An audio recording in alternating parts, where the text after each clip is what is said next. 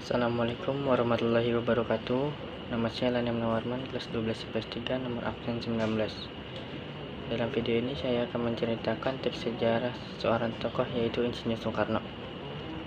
Insinyur Soekarno lahir di Blitar, Jawa Timur pada tanggal 6 Juni 1901 dengan nama asli Kusno Sosrodihardjo. Karena sering sakit yang mungkin disebabkan oleh namanya yang tidak sesuai, maka berganti nama menjadi Soekarno. Ayahnya yang bernama Raden Sukemi Sosrodihardjo, sedangkan ibunya bernama Ida Nyoman Ayurai, berasal dari Buleleng, Bali. Ketika hidupnya, Soekarno pernah menikahi 9 orang wanita. Dari pernikahannya tersebut, beliau dikaruniai 11 orang anak. Pada usia 14 tahun, seorang temannya bernama Omar Said Cokroaminato mengajak Soekarno tinggal di Surabaya dan disekolahkan di Hague Burger School atau HBS. Setelah lulus pada tahun 1920, ia melanjutkan ke Teknis Hague School atau sekarang menjadi ITB di Bandung.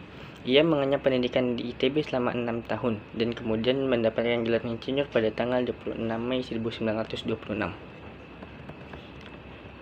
Pada tahun 1926, ia mendirikan Aglemenstad Club di Bandung.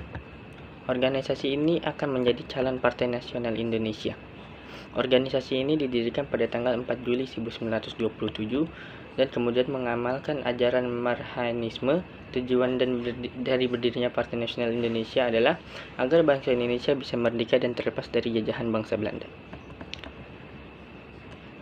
Akhirnya, aktivitas Soekarno di PNI menyebabkan Soekarno ditangkap dan kemudian dimasukkannya ke penjara Sukamiskin pada bulan Desember 1927. Ia dikenal Belanda sebagai seorang tahanan yang mampu menghasut orang lain agar berpikir untuk merdeka, sehingga ia kemudian dapat memberikan bahaya oleh Belanda. Soekarno dibebaskan dari penjara Sukamiskin pada bulan Desember 1931. Soekarno membatalkan pledoi-nya yang berjudul Indonesia Menggugat, di mana ia mengungkapkan bahwa bangsa Belanda sebagai bangsa yang serakah yang telah menindas dan merampas kemerdekaan bangsa Indonesia. Dari pledoi itu membuat Belanda semakin marah sehingga PNI bentukan Soekarno dibubarkan pada bulan Juli 1930. Pada bulan Juli 1932, Soekarno bergabung dengan Partai Indonesia atau Partindo, kemudian didaulat sebagai pimpinan partai tersebut. Namun ia kembali ditangkap oleh Belanda dan kemudian diasingkan ke Flores, dan 4 tahun kemudian dibuang ke Bengkulu. Soekarno baru kembali bebas pada masa penjajahan Jepang pada tahun 1942. Soekarno bertemu dengan Muhammad Hatta yang akan menjadi teman seperjuangannya yang kemudian akan berakhir memproklamasikan kemerdekaan bangsa Indonesia.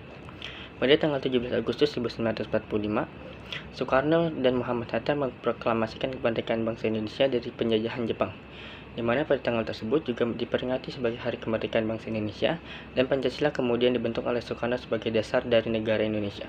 Soekarno bersama dengan Muhammad Hatta diangkat menjadi presiden dan wakil presiden pertama dalam sejarah bangsa Indonesia. Masa-masa kejatuhan Soekarno dimulai sejak ia berpisah dengan Muhammad Hatta pada tahun 1996. Akibat kemunduran diri Muhammad Hatta dari kancah perpolitikan Indonesia, dengan sejumlah pemberontakan separatis yang terjadi di seluruh pelosok Indonesia dan puncaknya pada pemberontakan G30 SPKI, membuat Soekarno dalam masa jabatannya tidak dapat memenuhi cita-cita bangsa Indonesia yang makmur dan sejahtera. Setelah jabatannya sebagai presiden berakhir, ia kemudian banyak menghabiskan waktunya di Istana Bogor. Lama-kelamaan kesehatannya semakin menurun, sehingga ia mendapatkan perawatan oleh tim latihan kepresidenan. Tepat pada tanggal 21 Juni 1970, Soekarno menghembuskan nafas terakhirnya di RSPAD Gatot Subroto, Jakarta. Kemudian jenazahnya dikuburkan di Blitar, Jawa Timur, di samping makam ibunya. Pemikiran tentang demokrasi dan kebebasan kebangsaan selain itu, namanya juga dikenang dengan salah satu nama lapangan sepak bola, yaitu Gelora Bung Karno. Setelah di Indonesia, di Bangkok, Soekarno dihormati oleh Musmaide Tussadus sehingga dibuatkan patung lilin sosok Soekarno. Patung ini dibuat sebagai salah satu bentuk penghormatan kepadanya, sebagai salah satu proklamator dan sebagai bapak bangsa Indonesia, serta peran Soekarno bagi dunia internasional selama seorang presiden. Soekarno mempunyai sifat nasionalisme yang tinggi.